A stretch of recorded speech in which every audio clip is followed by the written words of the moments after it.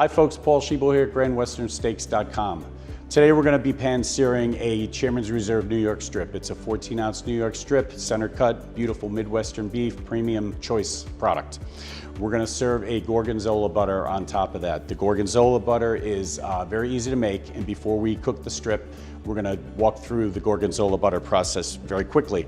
5 ingredients. You've got whole butter, unsalted, so you control the seasoning in the butter. You've got 1.5 pounds of unsalted butter. You've got 1.5 pounds of crumbled Gorgonzola cheese. It's very important that your butter and your cheese is at room temperature so they come together nicely in the mixer. You've got salt, pepper, Worcestershire sauce. That's it, 5 easy ingredients. So with that, we're gonna start.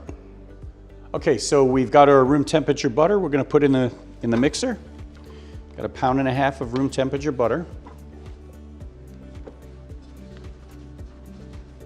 I'm gonna raise the mixer and we'll turn that on low to begin with to get that going.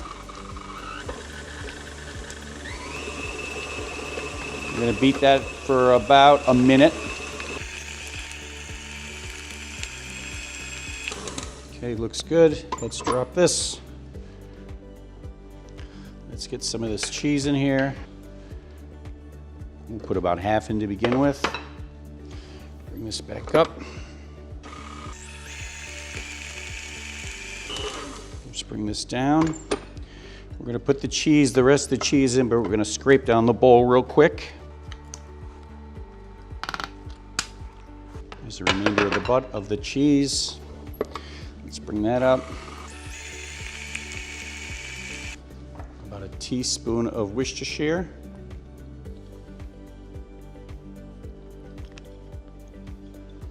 Some ground black pepper.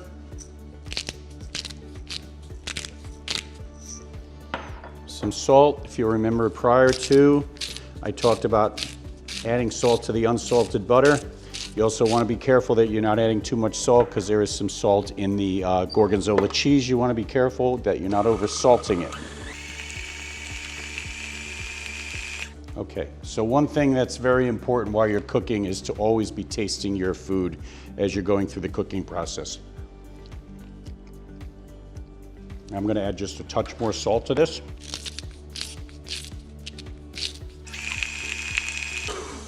Okay, so let's take this off here.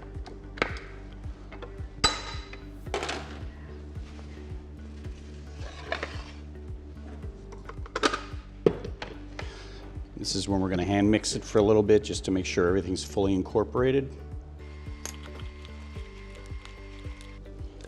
Okay, we're looking good. Okay, so now that we've got our butter fully incorporated and our seasoning's correct, we're gonna go ahead and lay this out into parchment paper and we're gonna roll it. I'm gonna show you how to roll it. I made one previously, wrapped this in plastic film. You could use plastic film, that's perfectly acceptable, or you could use parchment paper. I don't know if I'd recommend using aluminum foil because when you're cutting it, you could get slivers of aluminum foil in the butter. So let's go ahead and lay out some of this butter.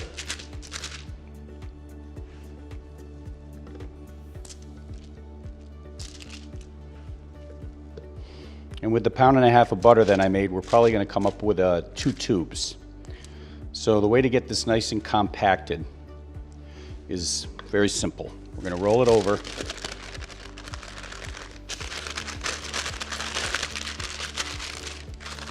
And then we're gonna take this sheet pan and we're gonna grab the top piece here and we're gonna pull it back. We're gonna be careful not to rip the paper. But you can see we've got a tube here. Okay, and we're gonna roll this out. And then we're gonna grab the ends and we're gonna squeeze the butter in, squeeze out any air bubbles that we can. And we're gonna wrap this like this. We're gonna twist this the opposite way. I'm gonna twist them together. And you're good to go. So we're gonna put this in the freezer now and we'll pull them as we need them and slice them for each steak as we need the slice off the roll. So that's your compound butter. For more cooking tips and promotions, please visit us at GrandWesternSteaks.com and don't forget to follow us on social media. Thank you.